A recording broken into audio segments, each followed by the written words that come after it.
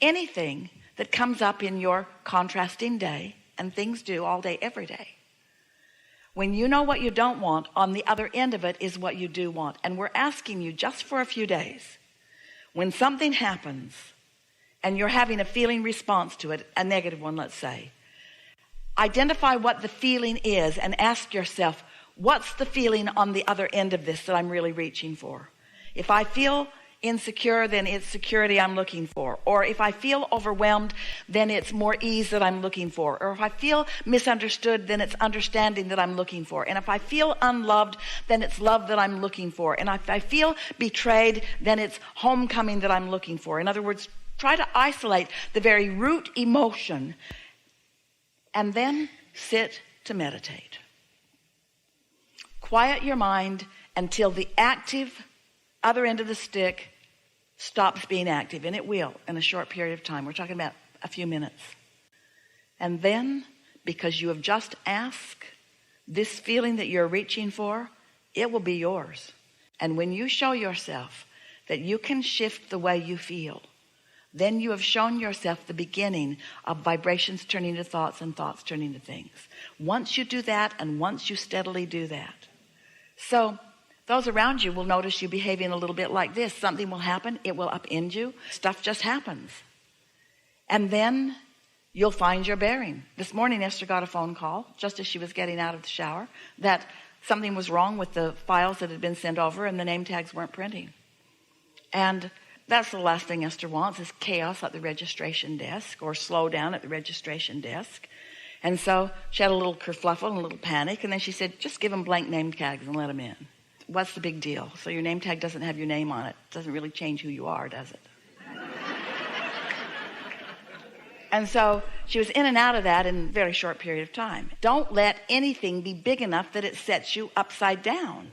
And after a little while, you'll discover that the things that do set you upside down have a wonderful gift, because they tell you what you really want. And when you identify it and isolate it and then quiet your mind, it will be there. And from there, you can get anywhere. So here's the further extension of that statement.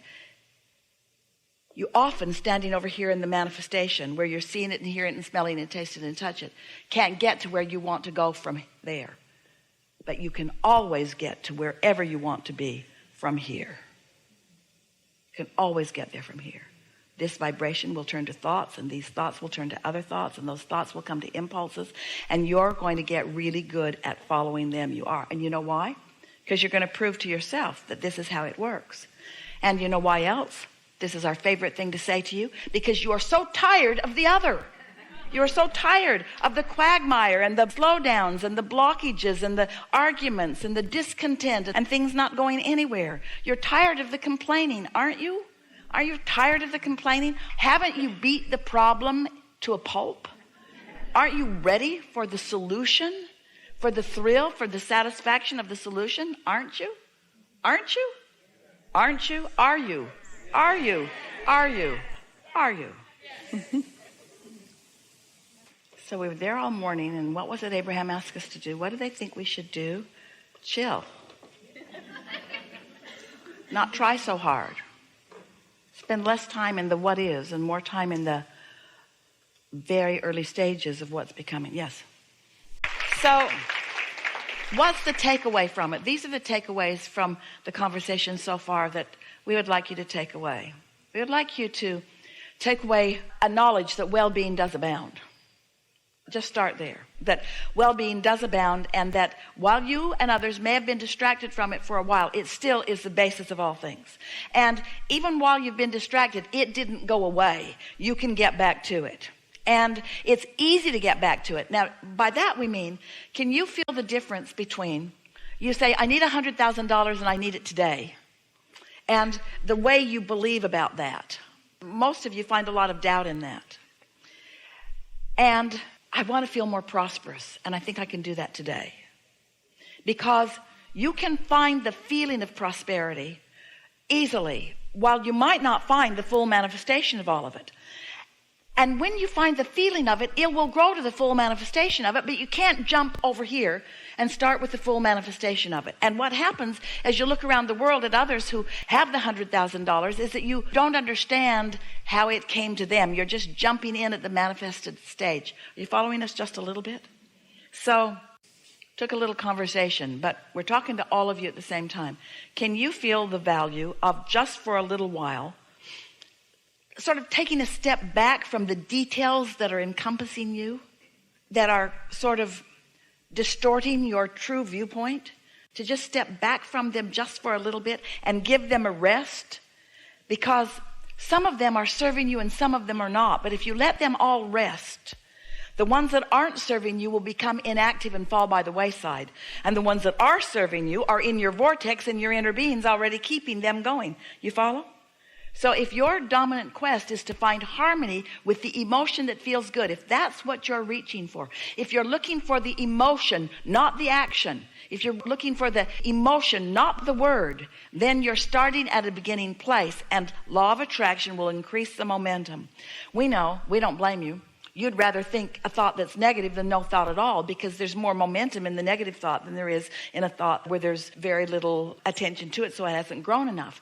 But if you will test it for yourself, if you will start in that place and then experience the increase of the momentum, so that it goes from calm and satisfied and sort of kind of boring but still steady and calm, and you let that then pick up the pace, when you get over here, it's all good. It's all good. And people who are watching you will say, what goes on with you? How is it? It seems like you just get an idea and off and running you go. Seems like nothing ever gets in your way. Seems like everything that you do just turns out so good for you. Seems like you're just happy and satisfied all the time. And your explanation to them would not really be understandable to most of them. But the words that you might say to them are these. What I was doing wasn't working all that well. I was just sort of banging around, sifting and sorting. And so I sort of did a restart every morning, where I just seemed to find the well-being that I was born with. And I held it steady just for a few seconds until it sort of caught on. And then a good feeling came over me. And then clarity started coming into my mind. And I started to receive thoughts. And then you might even say to them, I discovered something that I was shocked to learn. That I am born to be a receiver of thoughts, not a thinker of thoughts. I am born to set my dial so that I can receive the whole of who I am rather than defend it. Because feel the difference between receiving the thought that's already underway and thinking the thought. And you got to know that most of the thoughts you think are knee-jerk responses in reaction to something. That was really good. Did you follow it? So when you are willing to meditate and start in that more centered place, you'll begin to see the world in a different way. And the world then will begin to present itself to you in a different way, so that you'll be one that is driving steadily in the rain down the road rather than one that is spinning around and knocking into everything. You'll be the one who's receiving the good timing, right place, right time. You'll be the one who receives the clear thought, and when you say it, you can see the effect of it. Deliberate creation is so delicious. And creating by default is so random and unsatisfying. So, you feel good. You feel good in that. You start translating vibration into something. Vibration starts turning into a thing. For you, it's turning into the emotion of well-being, or to the emotion of being appreciated. But she doesn't stop there. She just keeps doing it every day till you're solid in it. Every day till you're solid in it. Because that stuff over there doesn't matter, and she knows it. She just keeps tuning into who you really are until you've got a stronger sense of who you really are. And now your point of attraction has shifted. Now all that stuff that you put into the vortex before you came into this body, and even since, now you are in the receiving mode of that. And now thoughts are going to start occurring to you. And as the thoughts start occurring to you, strong enough that you speak them out loud, and you've got a mentor standing right there saying, that's a good one, that's a good one, that's another good one, that's a good one, that's another good one. Now you've got some momentum going, and it doesn't take very much of that. You hear people talking about their mentors in this way. It doesn't take very much of that before you're on your feet and the universe is showing to you how magnificent you really are. And we're talking about 100% of the population. We're not talking about a select few. We're talking about everyone who has an inner being, and that's everyone. And everyone has put things into the vortex, and that's everyone. We're talking about coming into alignment with your own desires. We're talking about step 1, 2, 3. So let's recap just for a moment. So the thoughts begin turning to things, and the first thing that you recognize is an emotion. And if you are wise enough to stay there, and it feels good, so why not? Then it will turn to a stronger emotion and a stronger one. Then thoughts will begin to occur to you. Then rendezvous will begin to happen. Then your life will begin to reflect. Then you will begin to see and hear and smell and taste and touch, because it will have evolved to the point that you can. Because everything naturally must evolve. Everything must evolve. Law of attraction insists that it must. But when what you want is evolving at the same time as the absence of it, then you're left with a confusion. And after all, you are the perceiver of this. You are the receiver of this. There is no reality beyond that which you are perceiving. You sort of kind of get that? It's your perception that we're talking about here. So let's talk for just a little bit. You want to? About the subject of every day, turning thoughts to things. Let's approach it a little differently.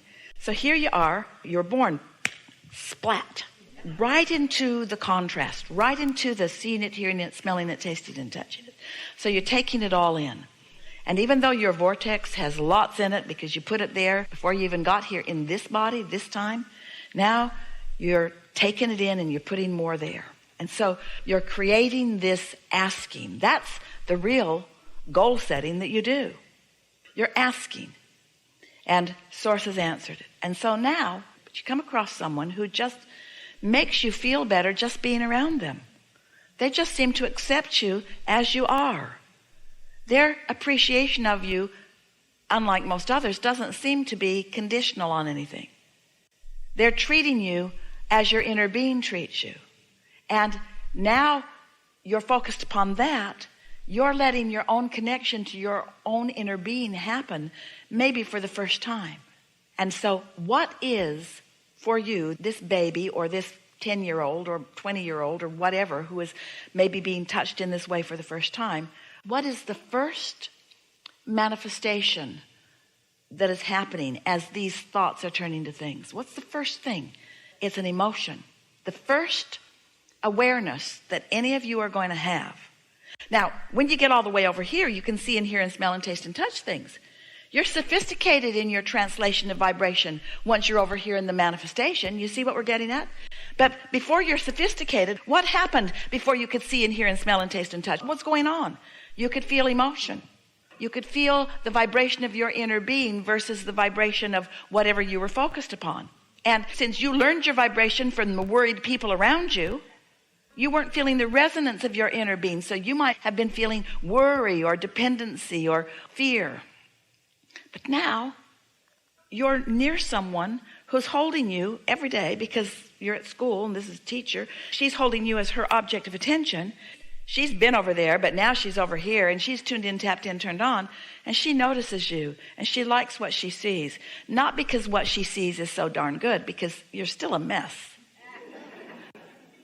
But because she knows who you really are.